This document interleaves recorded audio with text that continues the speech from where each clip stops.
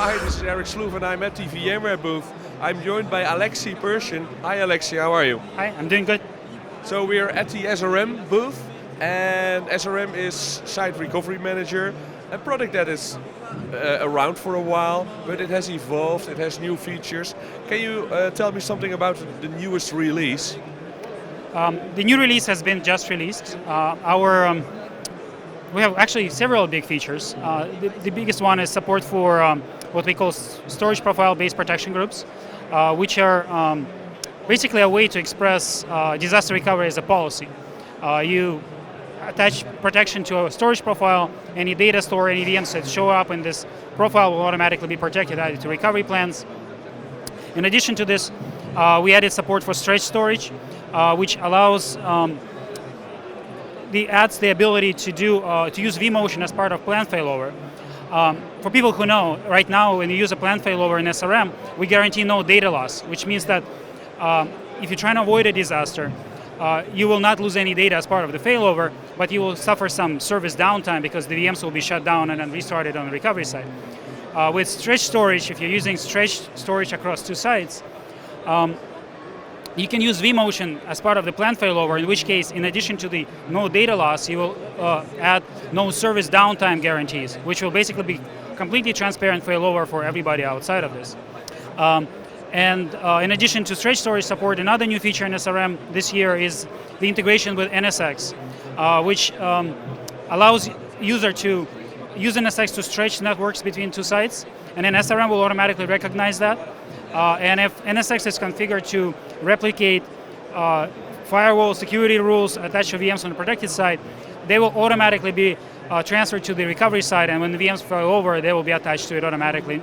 Nothing needs to be done from the user side. And they're automatically connected to the right network then, because in the past, if you had a VM attached to a standard switch, then the label was part of the configuration file, and if you had attached it to a distributed switch, there was even an ID in there, and it's hard to fill over to the recovery side if you don't have the similar network there.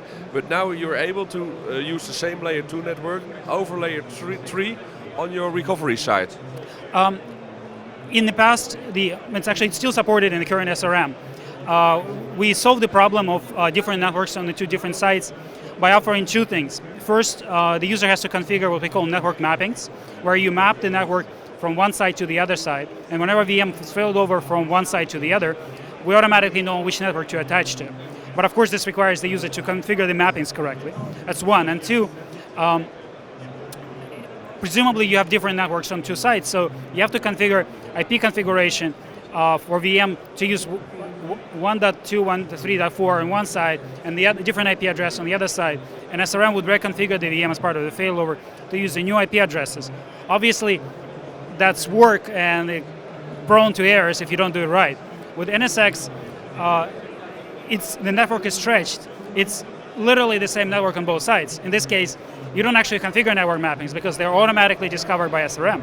Furthermore, because it's the same network with the same level 3 across two sites, the same IP address, the same mask, default gateway, all these things, they automatically works, which means that you don't need to configure IP addresses on the recovered VM. Not only it saves you trouble, it also saves you time, because reconfiguring IP addresses as part of the failover is a non-trivial effort. It takes some time.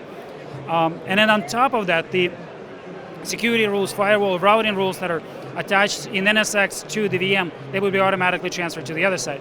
If you don't use NSX, that configuration has to happen outside of SRM in some kind of routers, firewalls, whatnot.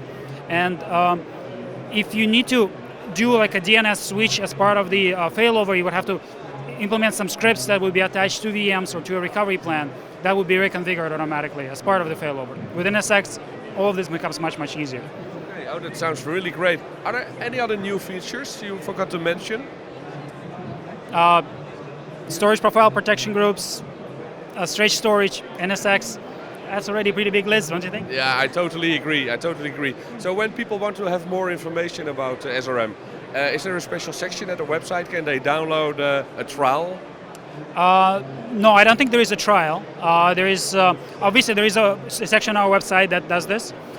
We have different editions of SRM. There is SRM standard, I think it's up to 75 VMs. And then there is enterprise, which offers more VMs, and et cetera, like this. Okay.